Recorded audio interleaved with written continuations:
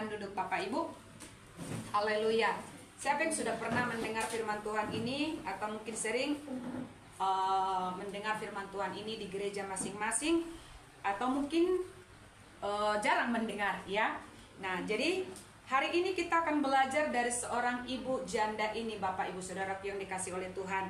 Di mana dikatakan di sini, ibu ini dia memiliki suami yang tadinya dia adalah orang yang takut akan Tuhan dan dia seorang nabi. Jadi suaminya itu adalah seorang nabi, ya. Tetapi namanya dia nggak disebutkan di dalam Alkitab. Nah, lalu dikatakan di sini ibu ini ditinggalkan oleh suaminya dengan hutang, ya. Nah, jadi mungkin begitu banyak di dunia ini ditinggalkan oleh suaminya dengan banyak hutang. Suaminya meninggal, tiba-tiba datang penagih-penagih hutang ke rumahnya untuk menagih hutang.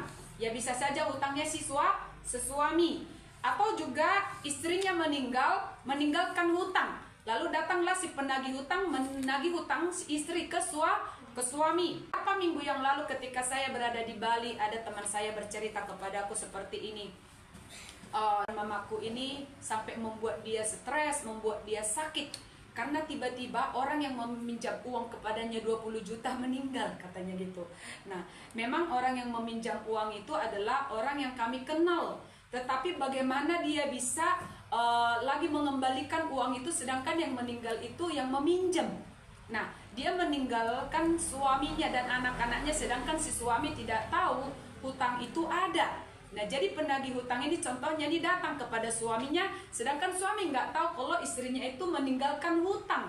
Saya ingat dulu, waktu saya di Pulau Bali, saya kan tinggal di Pulau Bali dulu 14 tahun. Jadi ini sepeda motor saya ini masih saya bawa. Jadi pertama sekali saya beli sepeda motor itu di Bali tahun 2009 kalau nggak salah. Nah, jadi waktu saya beli sepeda motor ini saya kredit sampai 4 tahun. Tapi waktu itu saya sakit, lalu saya nggak bisa lagi bayar karena sakit. Orang sakit kan nggak bisa kerja, jadi gimana mau bayar? Sampai diteleponin seperti itu. Jadi seperti kayak kita diburu sama penagih hutang. Lalu suatu saat saya bilang begini kepada Tuhan, Tuhan berkatilah aku supaya aku bisa membayar ini motor, supaya saya bisa membayar cicilan ini motor secepatnya. Berkatilah aku Tuhan, berkatilah aku. Tapi waktu itu ada sebuah janji juga buat Tuhan yang saya lakukan. Karena sebelumnya itu saya tidak bisa membayar perpuluhan. Kadang-kadang gini kita ya, pikirnya gini, gimana saya bisa mau bayar perpuluhan? Utangnya aja udah sekian, kos-kosannya sekian, makan aja sekian. Kita udah langsung kalkulasiin uang kita untuk pengeluaran. Jadi gimana mau bayar perpuluhan gitu waktu itu. Nah, mikirnya begitu. Tapi saat itu saya bilang begini, Tuhan berkati aku supaya aku juga bisa memberikan perpuluhan kepada Tuhan, supaya aku juga bisa memberikan sesuatu kepada gerejaku yang ada di kampung. Aku waktu itu berjanjilah kepada Tuhan, berkati aku Tuhan, berikan kepadaku sesuatu yang dimana saya bisa mendapatkan penghasilan dan saya juga bisa langsung membayar ini secepatnya ini sepeda motor. Singkat cerita Bapak Ibu, nggak lama, 1 bulan. Nah, Tuhan berkatilah waktu itu. Nah, jadi sepeda motor ini cepat, harus nggak nyampe 3 tahun. Saya langsung lunasin. Jadi situ saya dapat uang, saya lunasin. Saya lunasin. Seperti itu. Nah, jadi sudah selesai ini sepeda motor. Saya bilang begini, betapa sakitnya ternyata punya hutang. Betapa sakitnya punya hutang. Saya berpikir waktu itu begitu. Sampai saya bilang pernah begini, Tuhan kalaupun hanya 10.000 aja uang di tanganku, aku nggak akan berhutang. Itu waktu itu pemikiran saya seperti itu.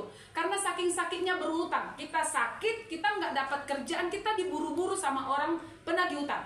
Itu malunya minta ampun, banyak juga hal yang terjadi seperti itu. Mau nggak mau kita akan berhutang kepada orang lain untuk menutup hutang. Seperti itu. Nah, jadi singkat cerita, benar. Suatu ketika saya diuji sama Tuhan dengan apa yang saya katakan tadi. Sudah tidak ada lagi bensin di sepeda motor saya. Tidak ada lagi bensin. Saya ngerasa dia sudah habis, bensinnya sudah habis karena dia sudah melewati, kan ada itu yang disebutkan dengan seperti jarum yang dia nunjuk warna merah itu ya, ke E gitu ya. Udah saya lihat udah pokoknya udah lewat gitu. Saya pikir gini kayaknya akan mogok ini di jalan, Tapi saya bilang, Tuhan, saya belum nyampe di rumah murid saya karena saya waktu itu ngajar. Saya belum nyampe ini Tuhan di rumah murid saya. Tuhan buat cara bagaimana cara supaya saya sampai di rumah murid saya. Buat cara, saya nggak mau tahu Tuhan, pokoknya buat cara saya jangan biarkan saya mogok di jalan ini, karena kalau saya mogok di jalan ini yang ada nanti saya akan dorong-dorong itu motor, terus juga nggak ada uang untuk beli bensin. Seperti itu waktu itu. Singkat cerita Bapak Ibu, benar saya sampai di rumah murid, dan pada saat itu orang tua murid saya membayar uang lesnya, dan saya bisa jadinya akhirnya beli apa? Bensin. Menurut kalian logika tidak? Ini saya ngelihat nih udah habis loh. Biasa kan kalau sudah habis berarti kita langsung berhenti saja situ, mogok situ. Tapi itu dia. Saya belajar, dari sejak itu saya belajar Tuhan, lalu saya patuh juga. Nah, jadi kami melayani ini di sebuah gereja namanya GBI Rock di Bali. Di sana itu, walaupun kita hamba Tuhan, walaupun kita melayani, kalau kita memang kerja, kita juga harus membayar persepuluhan kita kepada Tuhan. Jadi saya berpikir dulu begini, saya tidak mau tahu mau pendetanya mengelola itu persepuluhan untuk apa atau seperti apa dia mengelolanya, saya tidak perlu tahu. Tapi yang jelas saya sudah membayar bagianku, saya melakukan kewajibanku, dan Tuhan yang akan memberkatiku. Nah, jadi singkat cerita, dari sejak itu saya belajar menabung, saya belajar menabung, saya menabung, menabung deposito, saya belajar menabung seperti itu waktu itu. Nah, jadi saya mau bilang begini kepada Bapak Ibu. Ketika kita ternyata, bukankah saya orang yang takut tuh, saya takut Tuhan. Sama halnya seperti ibu ini tadi, dia takut Tuhan. Suaminya juga seorang nabi, takut akan Tuhan, tapi mereka berhutang. Tetapi yang paling resiko, yang paling besar yang mereka hadapi ketika sudah si penagih hutang datang, tidak punya apa-apa, tidak bisa bayar apa-apa, bayar utangnya tadi, tidak punya apa-apa untuk membayar utangnya itu. Lihat tadi dikatakan di situ, dia tidak punya apa-apa untuk diberikan kepada penagih hutang. Tidak punya apa-apa. Lalu dia tahu bahwa kemana dia harus pergi. Dia pergi kepada seorang nabi yang bernama Elisa. Dia pergi kepada seorang nabi yang bernama Elisa untuk mengadukan halnya. Jadi saya mau bilang kepada Bapak Ibu, ketika kalian punya masalah, pergilah kepada seseorang yang disebutkan dia hamba Tuhan, Allah Tuhan. Di sana kalian akan didoakan. Bukan berarti kalian, oh aku pergilah ke hamba Tuhan sana untuk meminta uang, bukan gitu maksud saya. Pergilah ke sana mengadukan halnya kalian. Kalau contoh kalian percaya kepada hamba Tuhan itu, dia dipercaya oleh Tuhan, pergi kalian ke situ menceritakan apa yang menjadi keluh kesahnya kalian. Saat itu Tuhan bisa memberi hikmat kepada dia untuk memberikan solusi kepada Bapak Ibu. Ketika dia berkata kepada Nabi Elisa, apa tadi dikatakan di sini, kita lihat ya. Dikatakan di sini, hambamu suamiku sudah mati, dan engkau ini tahu bahwa hambamu itu takut akan Tuhan, tetapi sekarang penagih hutang sudah datang untuk mengambil kedua orang anakku menjadi budaknya.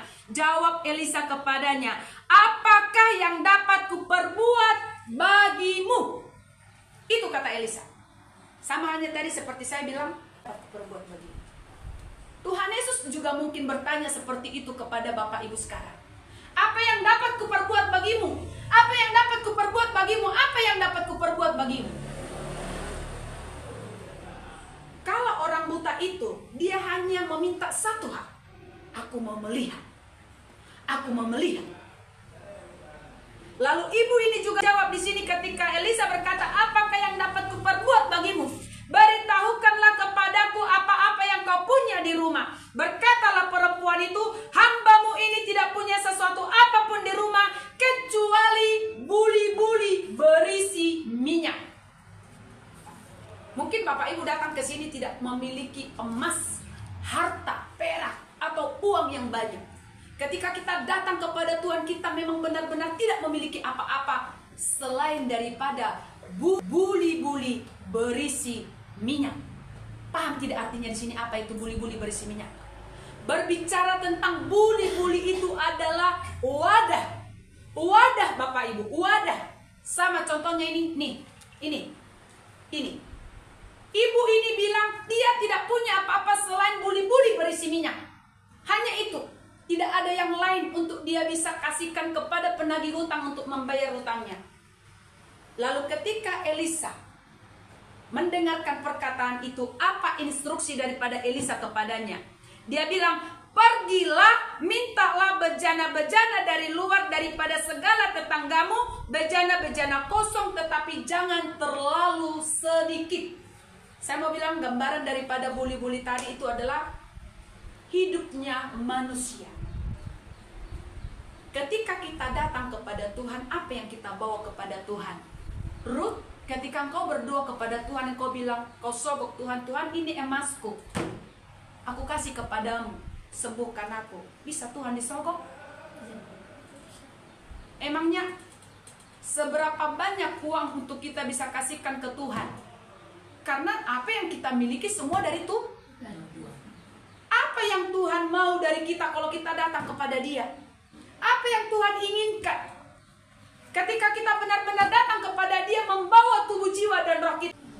Ini saya pakai untuk tempat apa? Minum. Ketika ini berisi, ini menjadi berguna.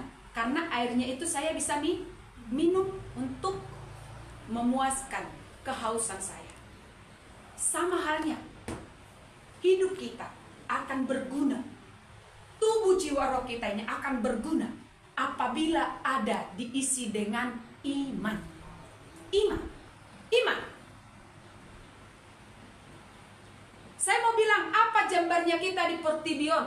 Apa upah kita di dunia ini kalau kita ini tidak memiliki Tuhan? Kita meninggal, Bapak, kita meninggal, apa kita bawa sesuatu? Seberapa banyak pun harta kita, tidak kita bawa. Tetapi yang kita bawa apa? Iman.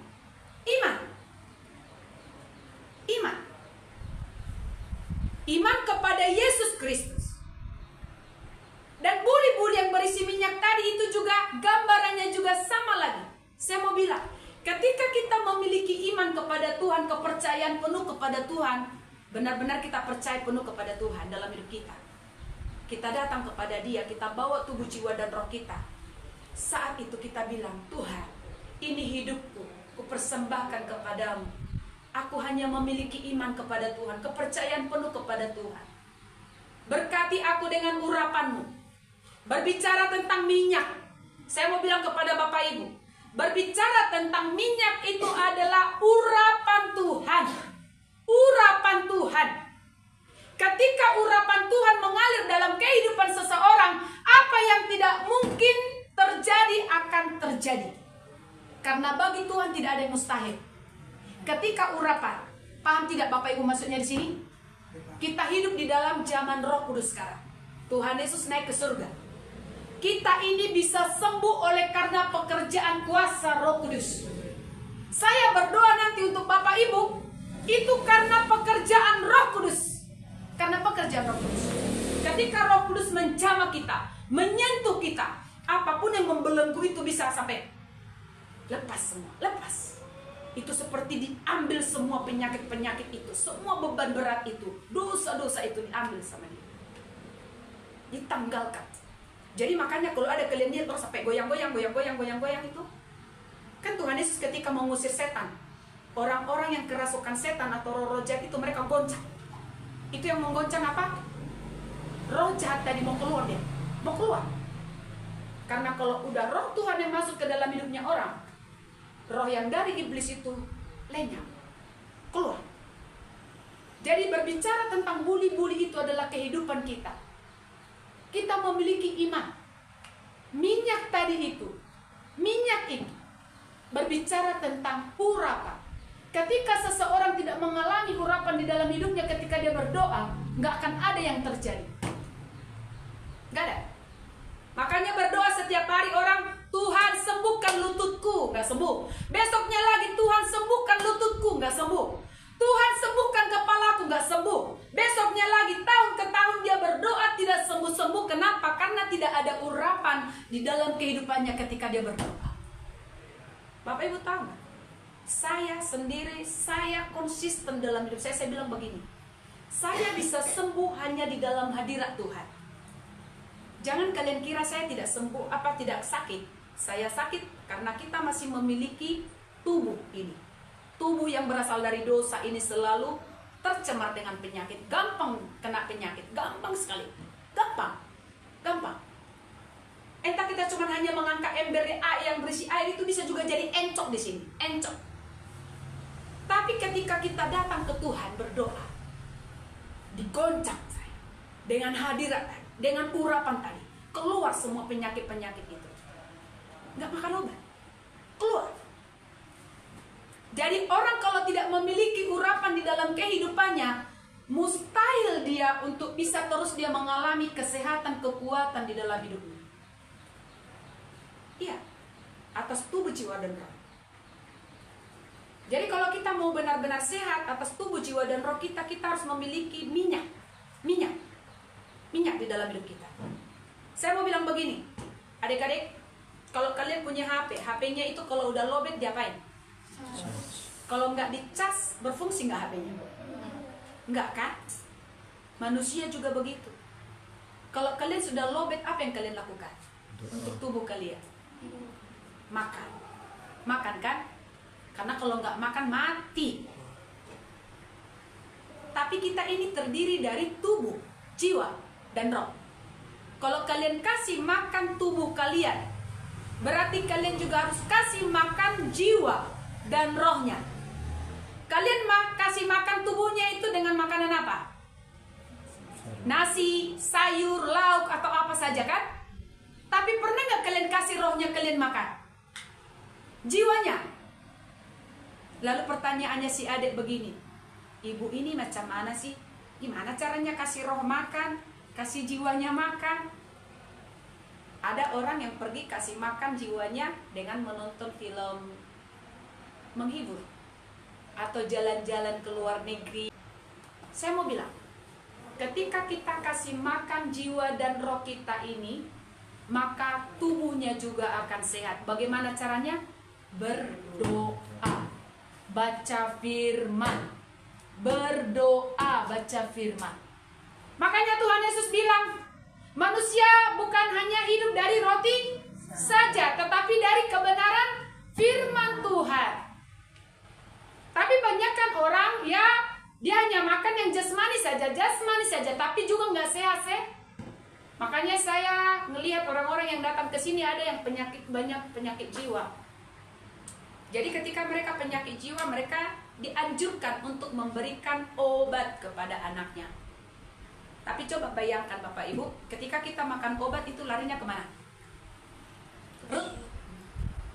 Saya mau tanya, adik, kalau kita makan obat lari kemana dia? Tubuh. Ke fisik, ke tubuh. Mau kita makan apapun, secara jasmani dia lari ke fisik. Jadi ketika orang yang sakit jiwa makan obat lari kemana? Tubuh. Bukan lari ke jiwa, bukan menyembuhkan jiwa. Makanya banyakkan orang yang sakit jiwa itu bukan makin sembuh, tapi tambah tambah bodoh. Karena berat dosis daripada obat itu terlalu tinggi, kena ke sarafnya dia. Itu. Coba kalian lihat, perhatikan orang-orang yang sakit, yang awalnya dia masih kelihatan normal, bagus, tapi ketika dikasih dia obat, tahun ke depannya dia makin tambah bodoh karena rusak sarafnya dia. Karena dia bukan lari ke jiwa, obatnya lari ke fisik. Jadi yang bisa menyembuhkan jiwa dan roh kita siapa? Hanya Tuhan Yesus. Melalui apa? Melakukan firman, baca firman, melakukannya, bertobat dan berdoa.